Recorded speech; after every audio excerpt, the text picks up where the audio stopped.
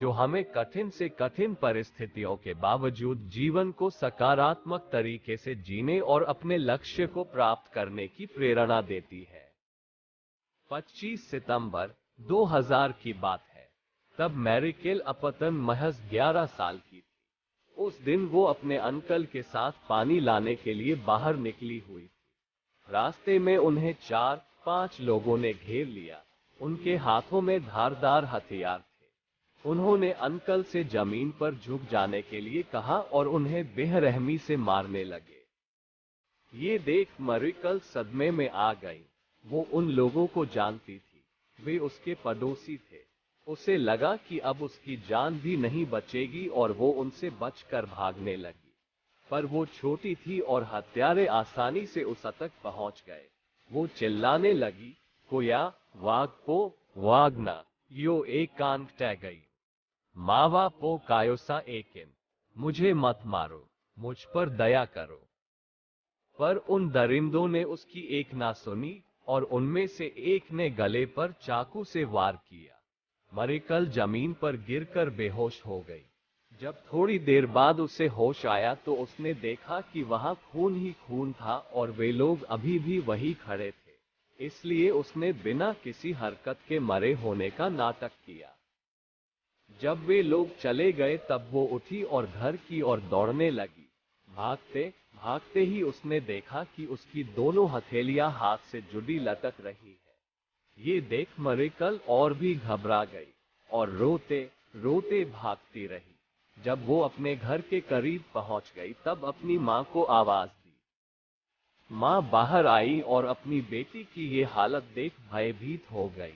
उन्होंने बेटी को तुरंत एक कंबल में लपेटा और हॉस्पिटल ले गई। हॉस्पिटल दूर था। पहुंचते पहुंचते काफी वक्त बीत गया।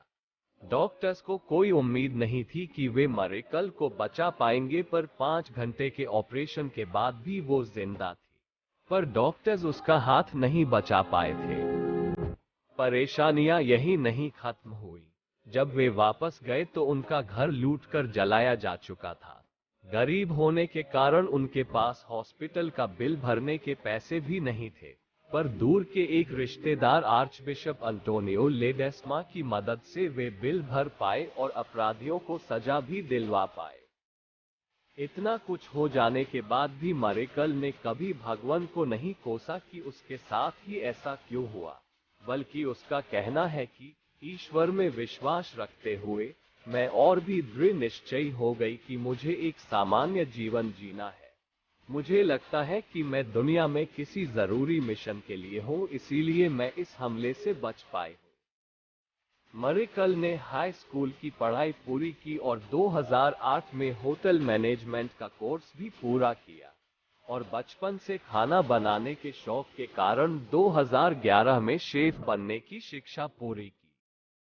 मैरिकल अपटन हिंदी पार्ट 2। इतनी बड़ी डिसेबिलिटी के बावजूद जीवन में आगे जाने के जज्बे को आस पास के लोग नजरअंदाज नहीं कर सकते थे और जल्द ही मैरिकल को मीडिया हाईलाइट करने लगा।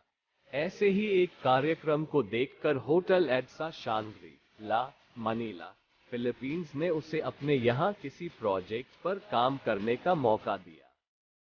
मैरिकल के साथ काम करने वाले शेफ अल्जामिल बोर्जा बताते हैं, वो मदद के लिए सिर्फ तभी पुकारती हैं जब उन्हें कोई गर्म पात्र हटाना होता है या किसी शीशी का चिकना ढक्कन खोलना होता है।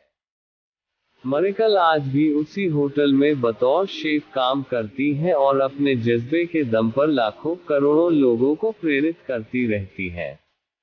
मैरिकल अपटन पार्ट हिंदी 3। फ्रेंड्स, अक्सर हम अपनी लाइफ में आने वाली छोटी मोटी परेशानियों से घबरा जाते हैं और अपना विश्वास कमजोर कर बैठते हैं। पर आज की ये कहानी बताती है कि सिचुएशन कितनी ही खराब क्यों ना हो, हम उसे बदल सकते हैं। मैरिकल की कही एक बात हमें याद रखनी चाहिए, यदि आप सपने देखें, कड़ी मेहनत करें और ईश्वर में आस्था रखें तो